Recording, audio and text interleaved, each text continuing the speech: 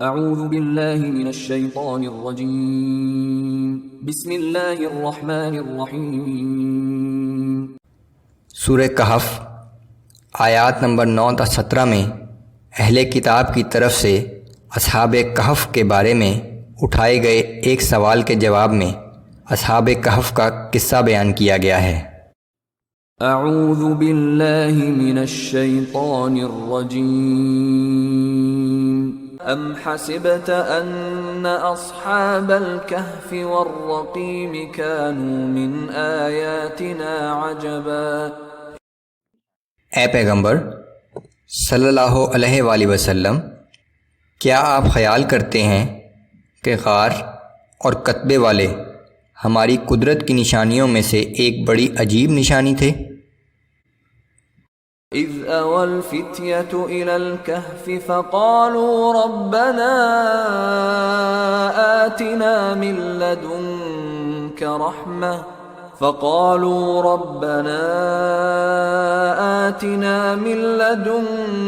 رحمة وهيئ لنا من امرنا رشدا۔ جب چند نوجوانوں نے پہاڑ کے ایک غار میں پناہ لی اور انہوں نے دعا کی تھی کہ اے ہمارے رب، ہم پر اپنی جناب سے رحمت نازل فرما اور ہمارے لیے ہمارے کام میں صحیح رہنمائی کا سامان مہیا کر دے۔ فضربنا على آذانهم في الكهف سنين عددا۔ تو ہم نے اس غار میں گنتی کے کئی برس تک ان پر نیند کا پردہ ڈالے رکھا۔ ثم بعثناهم لنعلم أي الحزبين أحصى لما لبثوا أمدا۔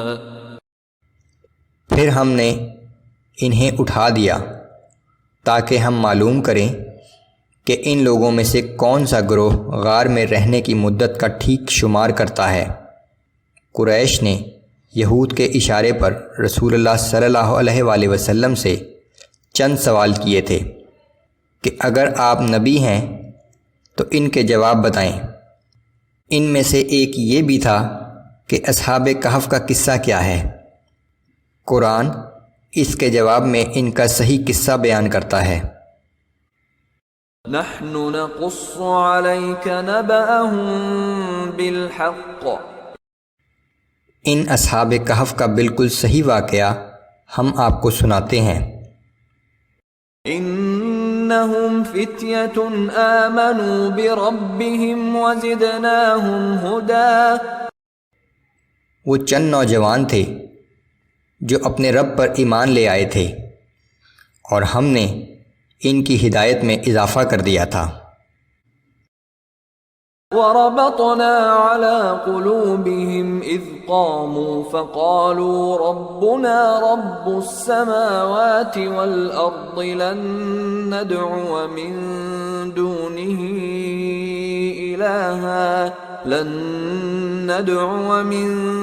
دونه إلها لقد قلنا اذا شططا۔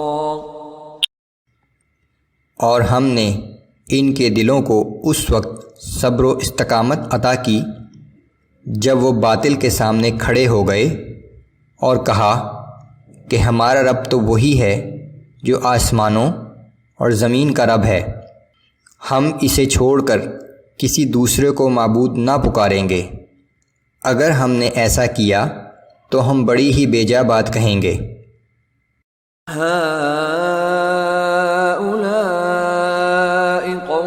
اتخذوا من دونه آلہہ۔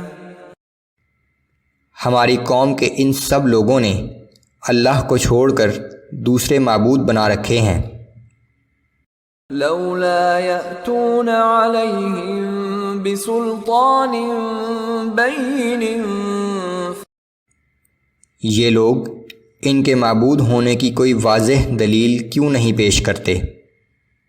فمن اظلم ممن افترى على اللہ کذبا۔ پھر اس شخص سے بڑھ کر ظالم اور کون ہو سکتا ہے جو اللہ پر جھوٹی تہمت لگائے۔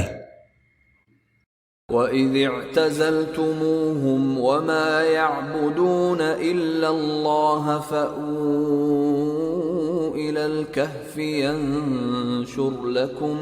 يَنشُرْ لَكُمْ رَبُّكُمْ مِنْ رَحْمَتِهِ وَيُهَيِّئْ لَكُمْ مِنْ أَمْرِكُمْ مِرْفَقًا۔ اور اب جب کہ تم اپنی قوم کے لوگوں سے اور ان معبودوں سے جنہیں یہ لوگ اللہ کے سوا پوجتے ہیں بے تعلق ہو ہی چکے ہو، تو آؤ اس غار میں پناہ لے لو، تمہارا رب تم پر اپنی رحمت کا سایہ پھیلا دے گا اور تمہارے کام میں سہولت کا سامان مہیا کر دے گا۔ وَتَرَى الشَّمْسَ إِذَا طَلَعَتْ تَزَاوَرُ عَنْ كَهْفِهِمْ ذَاتَ الْيَمِينِ وَإِذَا غَرَبَتْ تَقْرِضُهُمْ ذَاتَ الشِّمَالِ وَهُمْ فِي فَجْوَةٍ مِّنْهُ۔ اور تم دیکھو گے کہ سورج جب طلوع ہوتا ہے تو ان کے غار سے داہنی طرف کترا کر نکل جاتا ہے، اور جب غروب ہوتا ہے تو بائیں طرف جھک کر نکل جاتا ہے، اور وہ لوگ غار کے اندر کشادہ جگہ میں لیٹے ہوئے ہیں۔ ذَلِكَ مِنْ آیَاتِ اللَّهِ، یہ اللہ کی نشانیوں میں سے ایک نشانی ہے۔ مَن يَهْدِ اللَّهُ فَهُوَ الْمُهْتَدِ وَمَن يُضْلِلْ فَلَن تَجِدَ لَهُ وَلِيًّا مُرْشِدًا۔ جسے اللہ ہدایت دے وہی ہدایت پا سکتا ہے، اور جسے وہ گمراہی میں بھٹکتا چھوڑ دے تو آپ اس کے لیے کوئی ایسا مددگار نہ پائیں گے جو اس کی رہنمائی کر سکے۔